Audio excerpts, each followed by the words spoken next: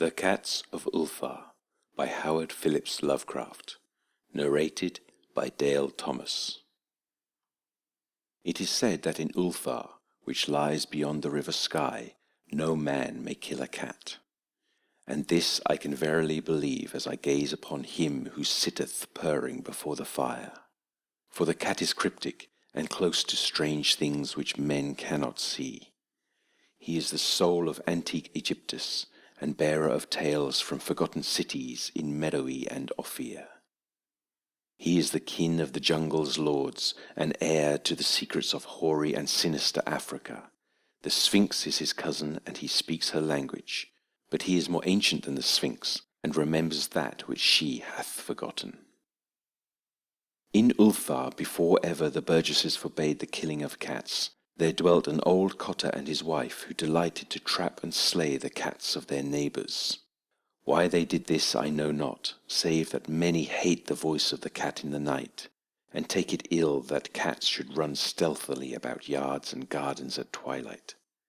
But whatever the reason, this old man and woman took pleasure in trapping and slaying every cat which came near to their hovel. And from some of the sounds heard after dark, many villagers fancied that the manner of slaying was exceedingly peculiar. But the villagers did not discuss such things with the old man and his wife, because of the habitual expression on the withered faces of the two, and because their cottage was so small and so darkly hidden under spreading oaks at the back of a neglected yard. In truth, much as the owners of cats hated these odd folk, they feared them more, and instead of berating them as brutal assassins, merely took care that no cherished pet or mouser should stray toward the remote hovel under the dark trees. When, through some unavoidable oversight, a cat was missed and sounds heard after dark, the loser would lament impotently, or console himself by thanking fate that it was not one of his children who had thus vanished. For the people of Ulthar were simple, and knew not whence it is all cats first came. One day a caravan of strange wanderers from the south entered the narrow cobbled streets of Ulthar. Dark wanderers they were, and unlike the other roving folk who passed through the village twice every year. In the marketplace they told fortunes for silver and bought gay beads from the merchants. What was the land of these wanderers none could tell, but it was seen that they were given to strange prayers, and that they had painted on the sides of their wagons strange figures with human bodies and the heads of cats, hawks, rams, and lions. And the leader of the caravan wore a headdress with 2 horns and a curious disc betwixt the horns. There was in this singular caravan a little boy with no father or mother, but only a tiny black kitten to cherish. The plague had not been kind to him, yet had left him this small furry thing to mitigate his sorrow. And when one is very young, one can find great relief in the lively antics of a black kitten. So the boy whom the dark people called Marnesh smiled more often than he wept, as he sat playing with his graceful kitten on the steps of an oddly painted wagon. On the 3rd morning of the wanderer's stay in Ulthar, Marnesh could not find his kitten, and as he sobbed aloud in the marketplace, certain villagers told him of the old man and his wife, and of sounds heard in the night. And when he heard these things, his sobbing gave place to meditation, and finally to prayer. He stretched out his arms toward the sun, and prayed in a tongue no villager could understand.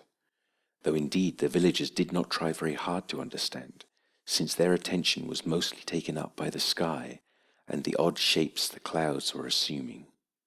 It was very peculiar, but as the little boy uttered his petition, there seemed to form overhead the shadowy, nebulous figures of exotic things, of hybrid creatures crowned with horn-flanked discs.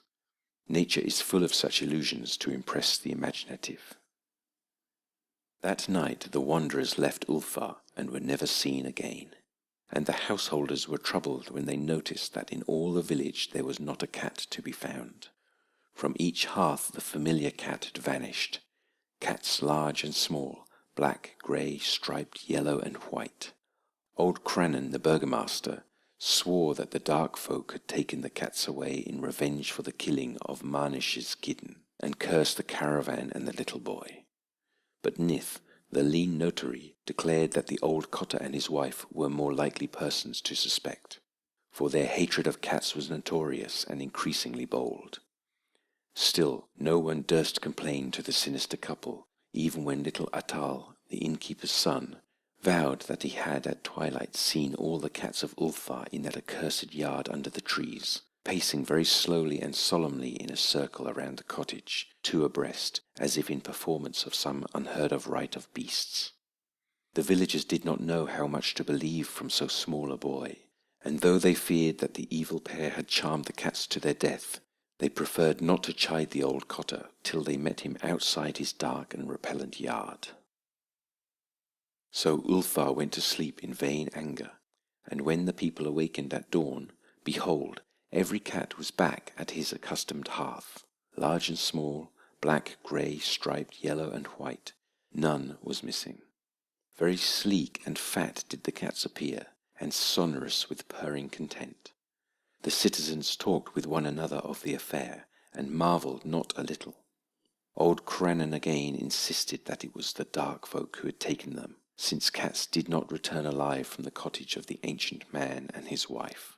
But all agreed on one thing, that the refusal of all the cats to eat their portions of meat and drink their sources of milk was exceedingly curious, and for 2 whole days the sleek, lazy cats of Ulthar would touch no food, but only doze by the fire or in the sun. It was fully a week before the villagers noticed that no lights were appearing at dusk in the windows of the cottage under the trees. Then the lean Nith remarked that no one had seen the old man or his wife since the night the cats were away. In another week the burgomaster decided to overcome his fears and call at this strange silent dwelling as a matter of duty, though in doing so he was careful to take with him Shang the blacksmith and Tul the cutter of stone as witnesses. And when they had broken down the frail door they found only this: 2 cleanly picked human skeletons on the earthen floor, and a number of singular beetles crawling in the shadowy corners. There was subsequently much talk among the burgesses of Ulthar. Zath the coroner disputed at length with Nith the lean notary, and Cranon and Shang and Tul were overwhelmed with questions. Even little Atal, the innkeeper's son, was closely questioned and given a sweetmeat as a reward. They talked of the old cotter and his wife, of the caravan of dark wanderers, of small Marnesh and his black kitten, of the prayer of Marnesh and of the sky during that prayer, of the doings of the cats on the night the caravan left, and of what was later found in the cottage under the dark trees in the repellent yard. And in the end the burgesses passed that remarkable law, which is told of by traders in Hatheg and discussed by travellers in Nia, namely, that in Ulthar no man may kill a cat.